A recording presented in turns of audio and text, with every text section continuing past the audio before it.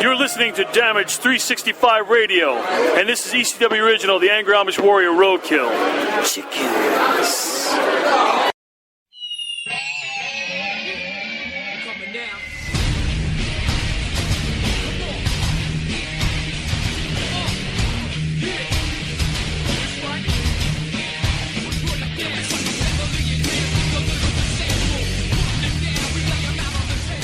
What's up, everybody? This is Coach Kev of the Damage 365 Radio Network. I want to talk to you about one of our sponsors, the Funkenstein Wrestling Superstore. That's right, you heard it. They're in Englishtown Flea Market in the Green Building, booth number 35. They have everything for your wrestling collectible needs. Check them out. They got figures, DVDs, cards, t-shirts, and even tickets to local independent wrestling circuits. They have that and so much more. Look, sitting here listening to me talk about it does not do it justice. Go check it out for yourself. The Funkenstein Wrestling Superstore in Englishtown Flea Market, Green Building, booth number 35. Also, check them out on Facebook at facebook.com/FunkensteinINC. And tell them Coach Kev sent you.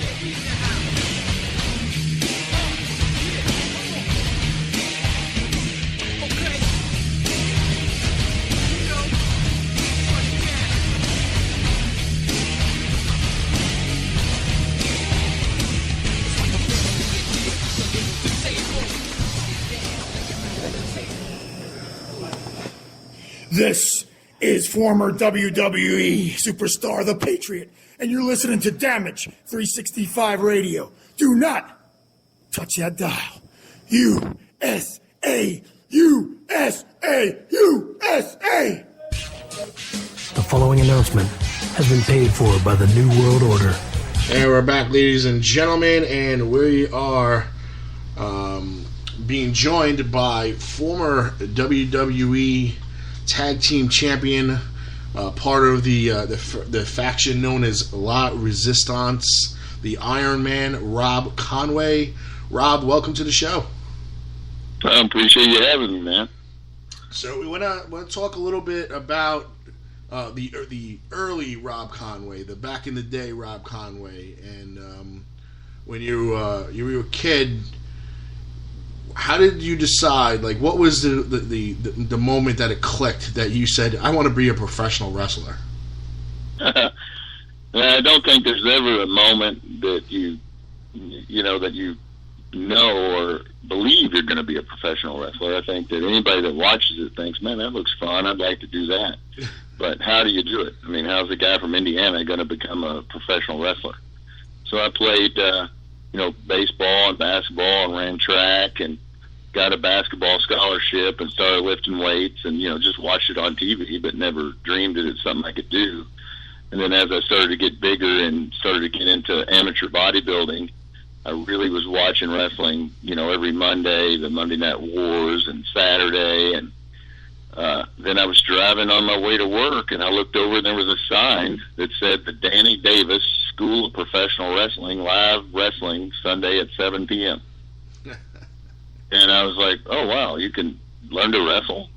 So I went to the show the next Sunday and went in, and it was a, kind of almost a needing to get condemned warehouse. And I never laughed so hard. I mean, I came in and saw those guys, and, I'd only seen the Louisville Gardens and, WWE and WCW, and so I'd never seen guys wrestling in in a warehouse, and they didn't look like the guys on TV. They weren't big and muscular, and I thought, man, I'm going to sign up. I'm going to learn how to do this, and I'm going to be wrestling The Rock and Stone Cold, within like 3 or 4 months. And so I met with Danny Davis, and later that became OVW, but at the time it was just, the Danny Davis training school. Okay. And, told him my plans. Hey, I'm going to sign up and I'm going to be a big star. And he was like, yeah, just sign right here.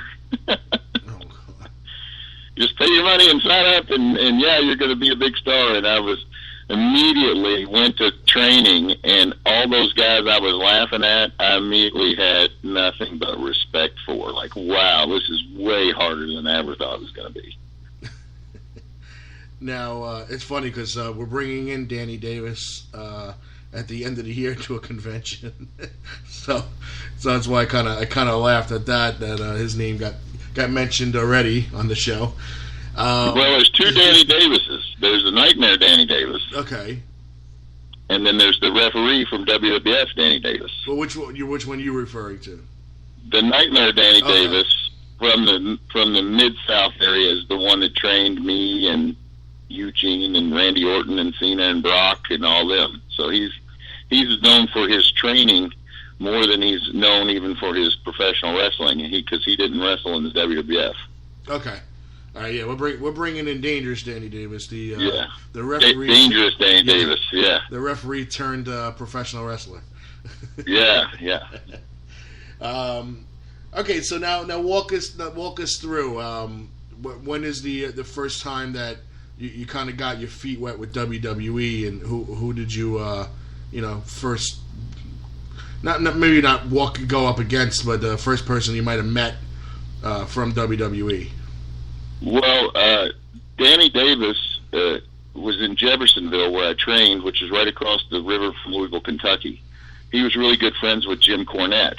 Okay. Well, Jim Cornette, found out that some of us, had been training and had progressed, and so when the WWE came close, like to Lexington or Louisville, he actually, the first time I met him was they sent me and Doug Basham, who later became one of the Basham brothers, to thinking we were going to do a dark match, because that's what, you're coming up to get a tryout, do a dark match.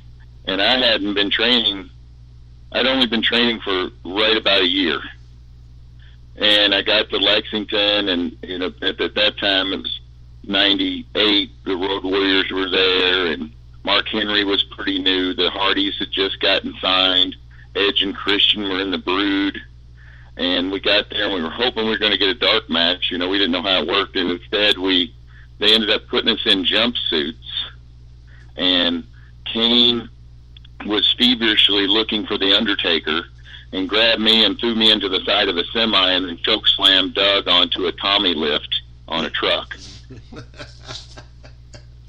So I had, a lot of family came up to Rupp Arena to see me debut as my match, because I didn't know how it would work. I thought I was going to wrestle in front of 20,000 people, but instead I got thrown into the side of a semi-truck in a jumpsuit. In a jumpsuit. In a jumpsuit, so. So that was your welcome to the WWE, big guy.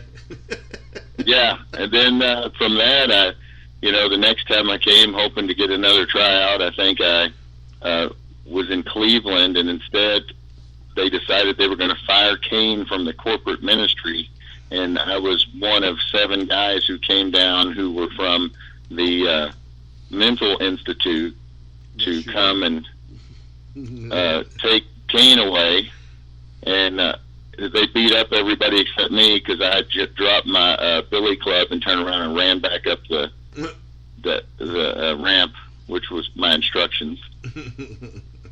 So still no match, but they got, they brought me back again, and during the day you get to, work out in the ring, and they get to see you. So I did a lot of different stuff like that before I actually had a match, in front of them.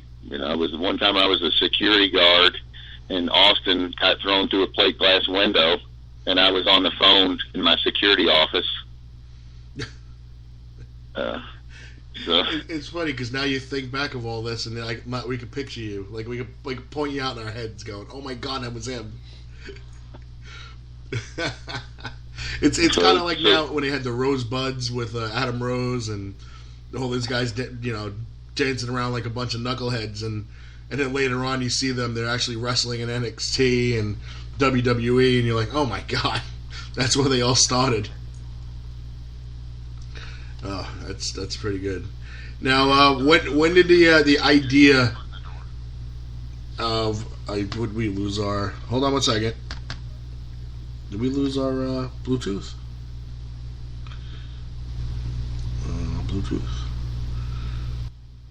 Rob, you still with us? Yeah. Yep. Maybe we lost our Bluetooth.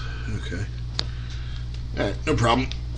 Now, when did this whole thing come about that they wanted to start you in, or the La Resistance thing? When did this all start? Well, about 2 weeks prior to me debuting in La Resistance, I had gotten called up roster, and I was going to debut because one of the writers saw me in OVW, and I wore pink trunks. So he got the idea of, oh man, this guy wears pink trunks. We'll put him with Stevie Richards, and we'll have Victoria be his girlfriend. And they were going to call me the Golden Boy. And I was going to debut against Tommy Dreamer. And then about an hour before the doors opened for Raw that night, they came to me and said, not only are you not going to have that match tonight, but you're not going to be on the road or anything either. And I was just really disappointed. And they said, but we're going to bring you back next week. We think we might have something that's better. And then I came back the next week, and I had kind of shoulder-length, blonde, curly hair, similar to like Ken Patera, what Dolph Ziggler has now. And they brought me in, and Johnny told me what he wanted me to do, and they set me in a chair and cut off all my hair. They told me to cut it told her to cut it like I was in the military. And they gave me the Air Force uniform, which was, I didn't know at the time, but it was like outdated by 5 or 6 years. And I sat out in the front row with a girl who was an extra. And I was there the whole night. They gave me tickets, so I had to go through the front door and, was out there for all the dark matches and heat and everything, and just waiting on my chance to come across there and beat up the Dudleys. And beat up the Dudleys. Now, oh man, I just had a question, but it now the whole La Resistance thing was obviously with you guys were all French, or and here you are, you're nowhere near Canada or France. Well, I was a French sympathizer. You're a French sympathizer. The deal was I took their point of view in the war. I took France's point of view that we shouldn't be involved in it, and I sympathized with them. Okay, kind of like the what was that? The Sergeant Slaughter when he was the sympathizer for the Middle East. Yeah, I'm a sympathizer for hire. Not bad. So now, how did that? How was that though? I mean, you got thrown into that whole feud with the Dudleys, and you had what? Rene? Who did you work with? Rene Dupree? Well, originally it was Sylvain and Rene, and I was never going to be a member of La Resistance. I was going to be like a singles wrestler that was affiliated with those guys. Okay. But right after I debuted, Sylvain broke 2 bones in his neck. Oh.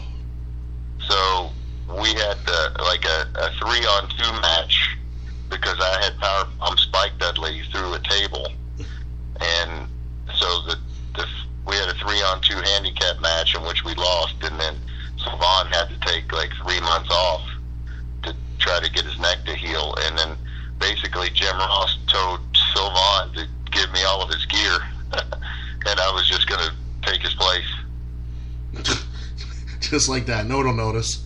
So, I mean, that's how we went from being the 2 of them and me kind of help them out for a month or so to me and Rene being La Resistance. And then you guys eventually won the titles. Actually, we never won the titles. I teamed with Rene, right? And then they had already won the titles, and I helped them lose them.